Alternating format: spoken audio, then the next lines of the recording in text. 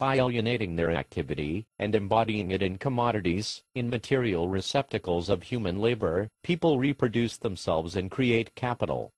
From the standpoint of capitalist ideology, and particularly of academic economics, this statement is untrue. Commodities are not the product of labor alone. They are produced by the primordial factors of production: land, labor and capital, the capitalist holy trinity, and the main factor is obviously the hero of the piece, capital. The purpose of this superficial trinity is not analysis, since analysis is not what these experts are paid for. They are paid to obfuscate, to mask the social form of practical activity under capitalism, to veil the fact that producers reproduce themselves, their exploiters, as well as the instruments with which they are exploited. The Trinity formula does not succeed in convincing.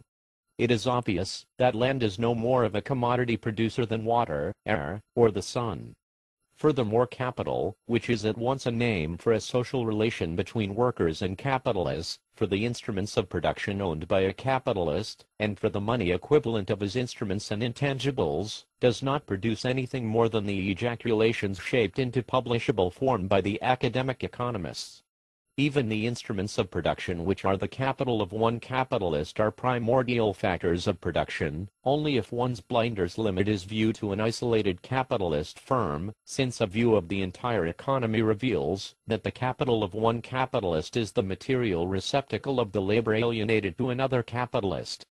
However, though the Trinity formula does not convince, it does accomplish the task of obfuscation, by shifting the subject of the question, instead of asking why the activity of people under capitalism takes the form of wage labor. Potential analysts of capitalist daily life are transformed into academic house Marxists who ask whether or not labor is the only factor of production. Thus economics, and capitalist ideology in general, treats land, money, and the products of labor as things which have the power to produce, to create value, to work for their owners, to transform the world. This is what Marx called the fetishism which characterizes people's everyday conceptions, and which is raised to the level of dogma by economics. For the economist, living people are things, factors of production, and things live, money works, capital produces. The fetish worshipper attributes the product of his own activity to his fetish. As a result, he ceases to exert his own power, the power to transform nature, the power to determine the form and content of his daily life. He exerts only those powers which he attributes to his fetish, the power to buy commodities. In other words, the fetish worshipper emasculates himself, and attributes virility to his fetish, but the fetish is a dead thing, not a living being. It has no virility. The fetish is no more than a thing for which, and through which, capitalist relations are maintained.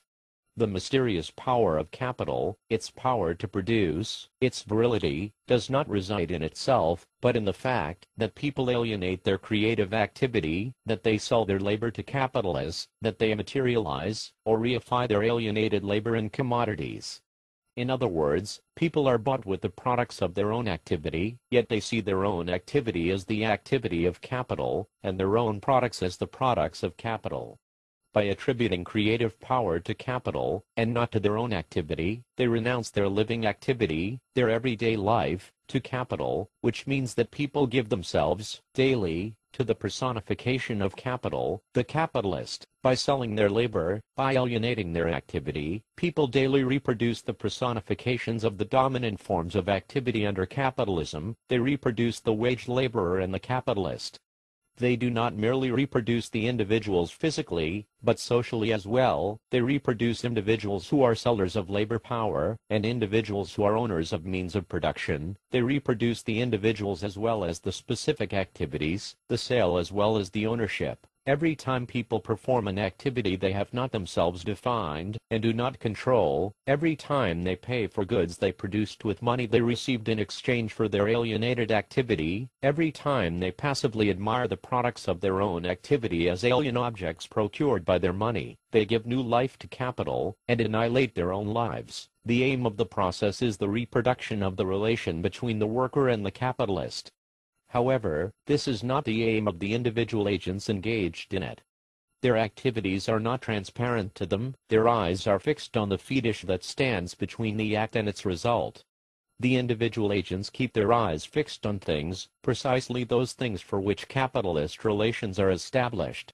The worker as producer aims to exchange his daily labor for money wages. He aims precisely for the thing through which his relation to the capitalist is re-established, the thing through which he reproduces himself as a wage worker and the other as a capitalist.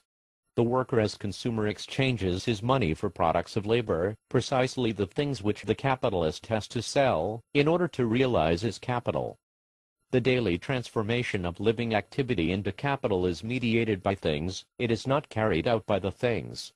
The fetish worshipper does not know this. For him labor and land, instruments, and money, entrepreneurs, and bankers, are all factors and agents.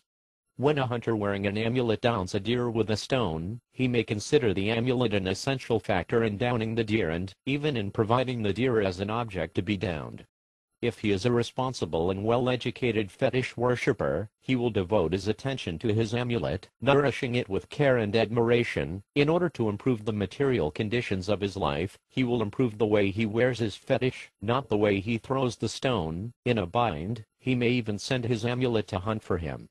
His own daily activities are not transparent to him. When he eats well, he fails to see that it is his own action of throwing the stone, and not the action of the amulet, that provided his food. When he starves, he fails to see that it is his own action of worshipping the amulet instead of hunting, and not the wrath of his fetish, that causes his starvation. The fetishism of commodities and money, the mystification of one's daily activities, the religion of everyday life which attributes living activity to inanimate things, is not a mental caprice born in men's imaginations. It has its origin in the character of social relations under capitalism.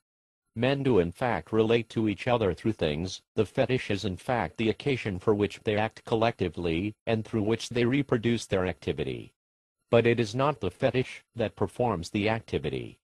It is not capital that transforms raw materials, nor capital that produces goods. If living activity did not transform the materials, these would remain untransformed, inert dead matter.